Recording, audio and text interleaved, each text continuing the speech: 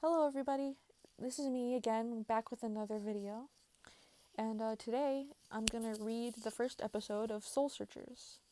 This is just me reading, and there will only be 2 pictures to show throughout this entire video, so you can mostly just relax and listen to the recording while you do something else. But if you want to read along, I provided the words in paragraphs in my video, so you can read along too if you want. I run through the forest, refusing to look behind me. Instead, I look everywhere ahead of me, jumping over logs like a jackalope from a huntress. Like the jackalope, I was hunted for the entertainment of the huntress. A trophy. Was that all I was to people? A trophy? I would not have it this way any longer. I refuse. Yes, I had an expensive house and a car and a job that paid me generously, but I couldn't have those gifts for free. No. Of course, with everything comes a price, and that price was my soul. Everyone wanted me for my magic. You see, I have a divine soul, the highest ranking of soul you could have out of the 3 ranks: basic, average, and divine. This meant I had lots of magic and that I was well known for it. I freeze, looking around the forest from out of my mask. My mask resembled a rabbit, white with long ears. It was quite realistic looking. I was fond of this mask. I had made it for a play in my theater class as a child. Turns out I was perfect for the role of that rabbit in the play. People often called me Rabbit Boy after that. Enough of that. You're wondering what I'm doing, aren't you? I'm running. Running away from home to seek out the nearest cliff to dive off of or a cave to hide away in. Preferably a cave. I'm not ready to die, but it's an escape route from this madness that we call fame. It's not even fame anymore. More like people are hungry for me.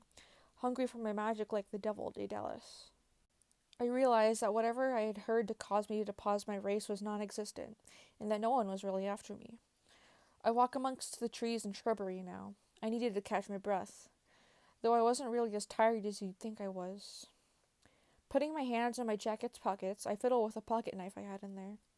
The jacket, being white, was very dirty already. I had slipped towards the beginning of my escape, straight into a pile of dirt. I swept it off as best as I could, but you could still see where I hit the ground. The forest was quiet, occasional humming from bugs breaking the silence. It was early evening and I wanted to go to bed. Perhaps I could rest in the cave I hopefully find.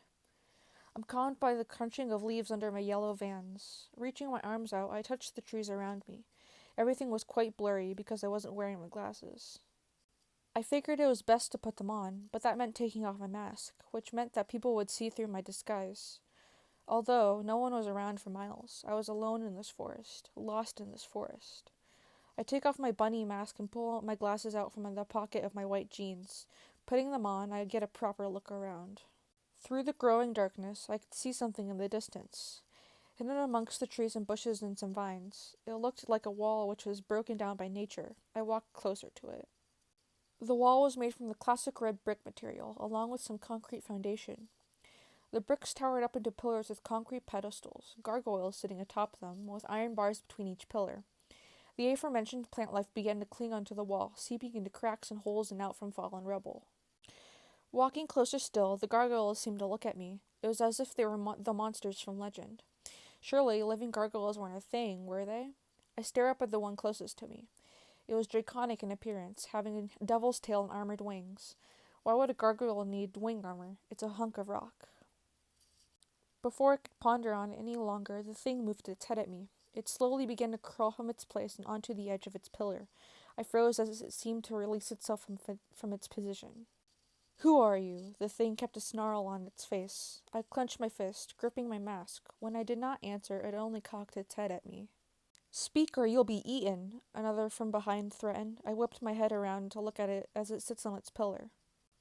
Mordecai Sterling," I told the gargoyles. "Mordecai," one mused.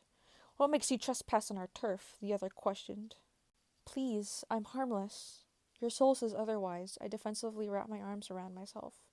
"You can see my soul?" I ask. "Yes, we are made of stole. Only those with stole can see souls." "Stole," I echo. I remember learning about stole in my science classes.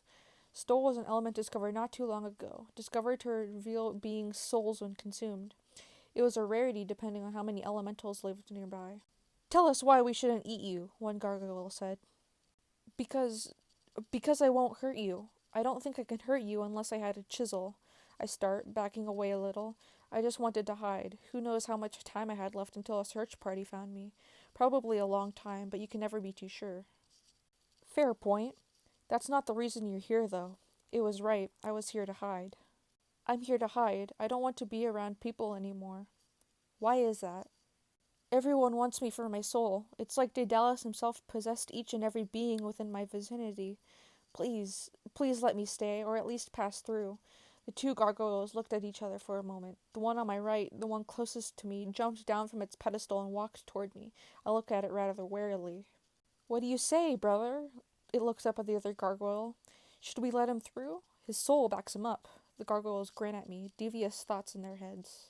Sure, but if he tries anything, I'm eating him. That gargoyle had an affinity for eating people. A chill ran down my spine. Thank you. I cut my hands together. I'm grateful for your mercy. A yawn suddenly overcomes me. Yes, come inside our mansion. You seem tired. The gargoyle in front of me puts a hand on my back, leading me around the perimeter to a big rusted gate. The gate was forced against the vines, being pulled by the gargoyle in front of me. I squeezed through the thorny plants and crusty metal onto the mansion's property.